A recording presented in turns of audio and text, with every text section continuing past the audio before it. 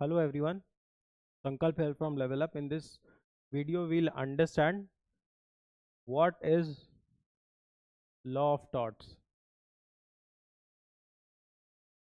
Like why torts? देखो इसको ना पहले सबसे बहुत इजीली एक चीज़ समझो. सिंपल सी बात है कि टॉर्ट्स वर्ड को पहले हम समझते हैं. टॉर्ट्स वर्ड लेटिन वर्ड है. लेटिन क्या है? What Sanskrit is to Hindi, the same can be said for the similar thing is Latin for English. बस ऐसे समझ लो. अब एक लैटिन वर्ड है टॉट, लैटिन वर्ड है टॉटम. लैटिन वर्ड है टॉटम. उस टॉटम का मतलब होता है रॉन्ग, एनी रॉन्ग. अभी टॉटम वर्ड से हमने एक वर्ड निकाला टॉट्स. तो लॉ ऑफ टॉट्स में हम पढ़ेंगे क्या? Any wrong. कॉन्सिक्वेंसेस क्या होंगे? Like what would be the consequences when a wrong is done, when a wrong is done. Now wrong can be of two type. It could be of criminal nature and it could be of civil nature also. Criminal nature में क्या होगा? ये different angle में चले जाएंगे हम, IPC CrPC के side चले जाएंगे. Here the state will become the party. अभी स्टेट का, क्योंकि आप देखो ऐसे समझ लो, ये गवर्नमेंट है और यहाँ पे सिटीजन्स हैं. सिटीजन्स गवर्नमेंट को क्या दे रहे हैं? वोट. और सिटीजन्स गवर्नमेंट को क्या दे रहे हैं? टैक्सेस. बदले में गवर्नमेंट क्या दे रही है सिटीजन को? Law and order. और बदले में क्या दे रही है? Welfare in the form of schools and hospitals. तो लॉ एंड ऑर्डर का मतलब है कि the state has the liability to protect your rights. Now criminal wrongs are such wrongs where the state had to protect your right but the state could not, hence the state will become a party.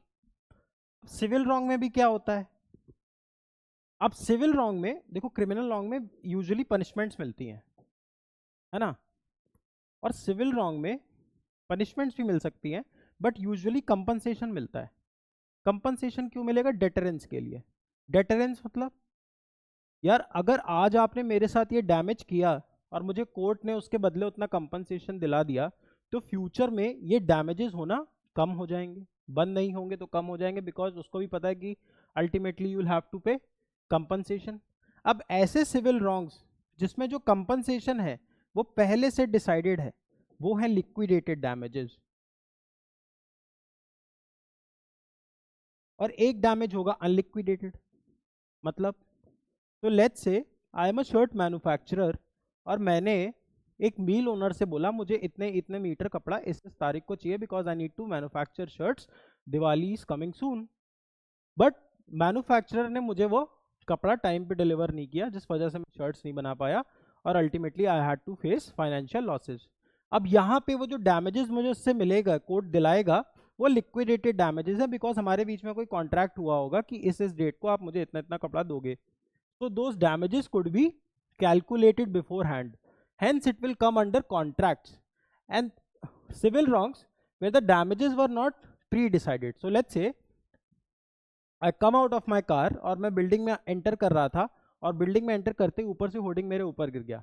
Now this is happening because of negligence of the building owners. Loss मुझको हुआ, तो now I will claim damage from them. Now I will claim damage from them. Like पहले से मुझे पता है मुझे कितना डैमेज मिलेगा? No. Hence this will come under tort law. Hence this will come under tort law. तो हम बेसिक से एक चीज समझ गए कि कंपनसेशन मिलता है. Compensation is unliquidated. Liquidated will fall under contracts. Contracts is also part of your examination. Simple is like the idea of making this video was to help you differentiate between why both contracts and torts fall under civil wrong, but both are different.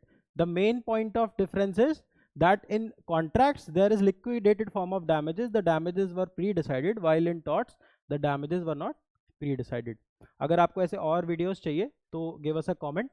और अगर आपको मेरा एक detailed course चाहिए on legal reasoning, you can come and visit our website. Or you can also install our app in the the link of the app is given in the description. तभी भी problem आ रहा है, तो there is this number being shown on the page, or let's say the YouTube page. You can contact on that number, or we'll help you out to navigate through our legal reasoning courses. Thank you so much.